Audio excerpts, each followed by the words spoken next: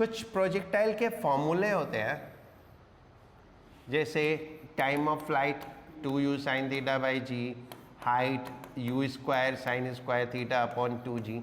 बाकी फॉर्मूले मैं नहीं लिख रहा हूँ, अंडरस्टूड है।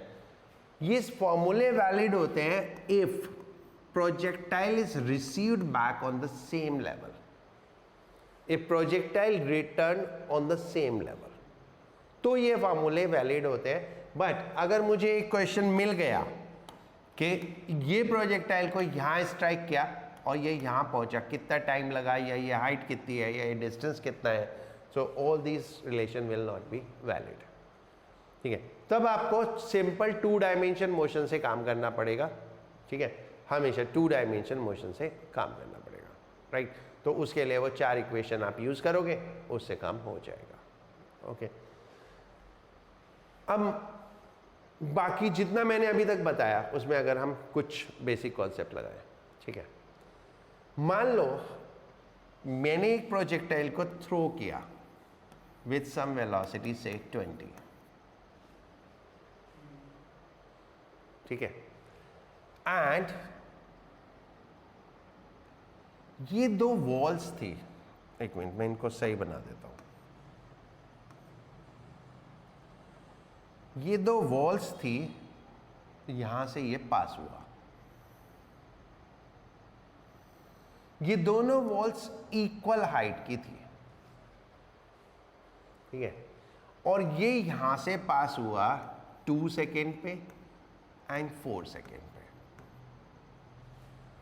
2 सेकेंड और 4 सेकेंड पे पास हुआ।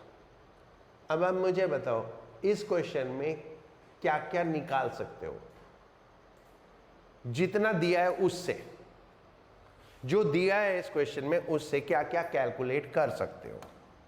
चलो अब एक चीज और बता दो, ये पॉसिबल सिचुएशन है या नहीं है? ये सिचुएशन पॉसिबल है या नहीं है, ये बता दो, ठीक है। फिर मैं बताऊंगा कि कैसे पता चलेगा। मुझे ये क्वेश्चन दिया हुआ है, ठीक है, इसको सॉल्व करने के लिए मुझे जितने पैरामीटर दिए हुए उतने काफ़ी हैं, उससे मैं सब कुछ सॉल्व कर सकता हूँ। हाँ, अगर मुझे इसमें स्पीड ना देके एंगल दिया होता तो भी काम हो जाता, ठीक है। दोनों में से कोई एक चीज़ चाहिए थी, मुझे या तो स्पीड चाहिए थी या मुझे एंगल चाहिए था। हाँ, अगर मैं वर्टिकली ऊपर फेंकता हूँ तो ना मुझे स्पीड चाहिए, कुछ भी नहीं चाहिए, फिर तो एंगल मालूम है कितना है, 90 डिग्री। तो एक चीज़ मुझे चाहिए, ये स्पीड मुझे दे रखी है 20। द फर्स्ट थिंग इज ये क्वेश्चन पॉसिबल ही नहीं है। क्यों? If it take here to here, h height 2 second and it take here to here, तो 2 सेकेंड ही लगेंगे। देखो इसको मार्क कर लेते हैं, A B, ये highest point, O C D।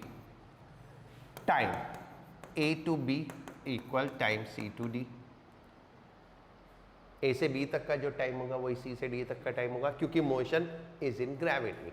Vertical height दोनों में सेम है, तो ये हमने 1 डायमेंशन में अगर हम बात करें तो जितना हाइट ऊपर जाने में जितना टाइम लगेगा उतना ही हाइट नीचे आने में भी उतना टाइम लगेगा। तो यहां पे वो t is equal to 3 second पे होगा यहां पे t is equal to 3 second पे होगा। इट मीन्स उसको अगर ऊपर जाने में 3 सेकेंड लगते हैं तो उसकी वर्टिकल हाइट 30 होनी चाहिए, वर्टिकल स्पीड 30 होनी चाहिए। अगर गिवन स्पीड 20 है तो वर्टिकल स्पीड 30 हो ही नहीं सकती, ठीक है। सो चलो हम इसको करेक्ट कर लेते हैं। नाउ हम मान लेते हैं what is given to us, u is equal to 60। So now this is possible situation, ठीक है। अब मुझे इसमें मैक्सिमम हाइट कैलकुलेट करनी हो तो टाइम 3 सेकेंड है, तो मैक्सिमम हाइट कितना हो गया, 3 सेकेंड में कितना जाएगा, half GD square, half into 10 into 3 square, that is 45 metre, ठीक है। 3 सेकेंड में 45 मीटर। तो h हाइट कितनी हुई, h हाइट होगी 40। क्यों? 3 सेकेंड में वो नीचे आएगा, पहले 1 सेकेंड में 5 मीटर गिरेगा,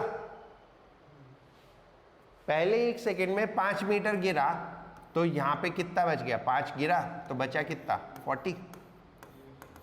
सो दिस हाइट इज 40. अगर ये 60 है, ये 30 है, तो ये एंगल 30 डिग्री हो गया, because vertical component is you sine theta. तो ये 60 है, ये 30 है, तो ये एंगल 30 डिग्री हो गया. अगर ये एंगल 30 डिग्री हो गया तो ये स्पीड 30√3 हो गई. तो यहां से यहां तक का डिस्टेंस, यहां से यहां तक का डिस्टेंस कितना हो गया, this distance is 30√3 into 2 second, क्योंकि यहां से यहां तक का कोऑर्डिनेट 2 सेकेंड में चेंज हुआ. So that is how much, 60√3. तो ये डिस्टेंस 60√3 हो गया, राइट. ठीक है. यहां से यहां तक का डिस्टेंस, ये भी 2 सेकेंड है, 60√3. यहां से यहां तक का डिस्टेंस, ये भी 2 सेकेंड है, 60√3. आपको कोई भी पैरामीटर चाहिए वो निकल जाएगा, कोई भी पैरामीटर चाहिए. अगर मुझे इस पॉइंट पे वेलोसिटी निकालनी है, अगर मुझे इस पॉइंट पे वेलोसिटी निकालनी है, तो 2 सेकेंड में Vy30 का 10 रह जाएगा. 2 सेकेंड बाद हर एक सेकेंड में 10 कम हो जाती है. तो पहले सेकेंड में 10 कम हो गई, दूसरे सेकेंड में 10 कम हो गई, तो बची कितनी, 10. और Vx तो चेंज होती नहीं है, दैट इज 30√3. तो V इज इक्वल टू कितना हो जाएगा, 10 स्क्वायर प्लस 30√3 स्क्वायर, राइट. और अगर मुझे यहाँ पे एंगल निकालना हो तो कैसे निकालूंगा, tan alpha is equal to Vy/Vx, right. एक क्वेश्चन में मैंने आपको प्रोजेक्टाइल की पूरी दुनिया दिखा दी कि कैसे आप सॉल्व कर सकते हो if projectile is not complete. ठीक है.